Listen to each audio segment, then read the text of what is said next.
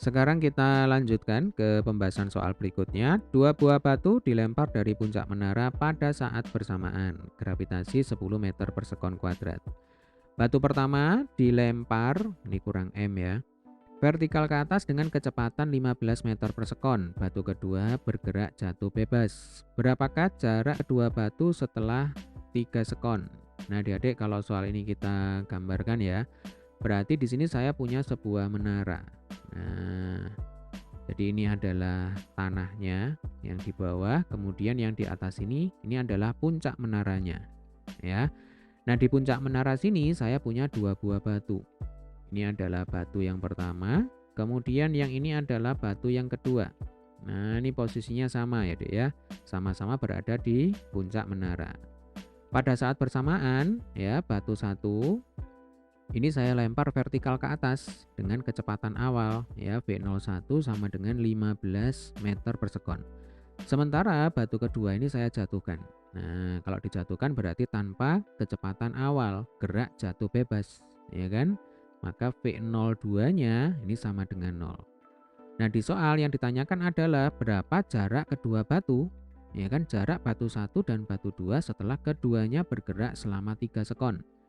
Jadi kita misalkan aja batu 1 setelah bergerak 3 sekon, nah dia sampai sini, ya kan? Namanya misal ya suka-suka kita, ya kan, bebas. Kemudian batu kedua setelah bergerak 3 sekon, misalkan dia sampai sini. Nah, tugas kita adalah menghitung jarak batu 1 dan batu 2 ini berapa, ya. Nah, bagaimana caranya? Yo gampang, tinggal kita hitung H1 dan H2.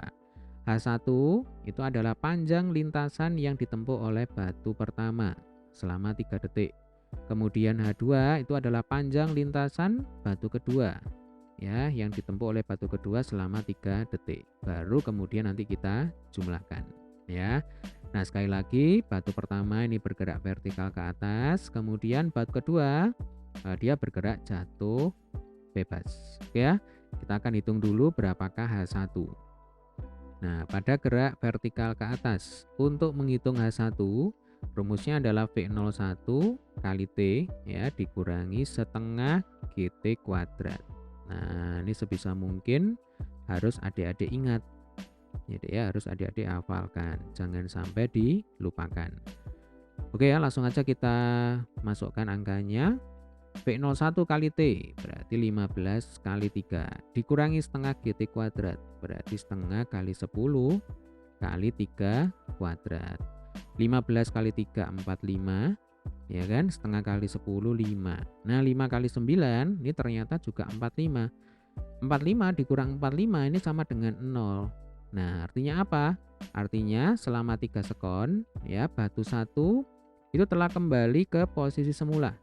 Jadi naik, kemudian dia turun kembali ke posisi semula. Butuh waktu 3 sekon. Ya, jelas ya. Nah, sekarang kita akan hitung berapa H2. Ya. Berarti H2 berarti di sini gerak jatuh bebas ya. Oke, pada gerak jatuh bebas. Untuk menghitung H2, rumusnya adalah setengah GT kuadrat. Nah, karena V02-nya kan sama dengan 0. Ya kan?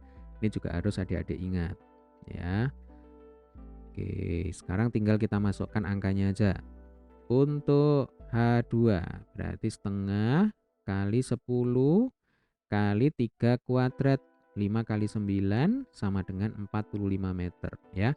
Artinya di sini H1-nya sama dengan 0. Nah, ini sama dengan 0 ya, karena dia kembali ke posisi semula. Kemudian H2-nya ini sama dengan 45 meter. Nah, maka jarak antara batu 1 dan batu 2, ya, itu sama dengan 45 meter. Jadi nanti kalau kita gambarkan lagi, ini biar akurat ya. Nah, ini saya hapus. Nah, jadi setelah 3 sekon, ya, batu 1 itu kembali ke posisi semula. Nah, ini naik 1,5 detik, kemudian dia turun 1,5 detik. Akhirnya dia kembali ke posisi semula di sini. Bisa membayangkan ya. Jadi ini butuh waktu 3 sekon. Nah, maka H1-nya, ya, ini H1-nya sama dengan 0 ya, Dek ya. Saya pakai warna merah aja supaya tetap konsisten dengan yang tadi. Nah, ini H1-nya sama dengan 0 karena dia kembali ke posisi semula. Sementara H2-nya 45 meter, ya kan?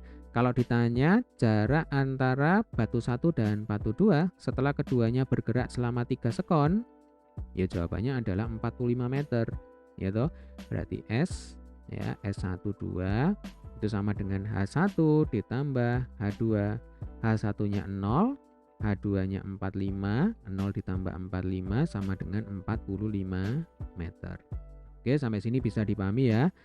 Jika ada kesulitan, ada pertanyaan, jangan sungkan untuk tulis di kolom komentar. Oke, sampai ketemu di video pembahasan soal selanjutnya.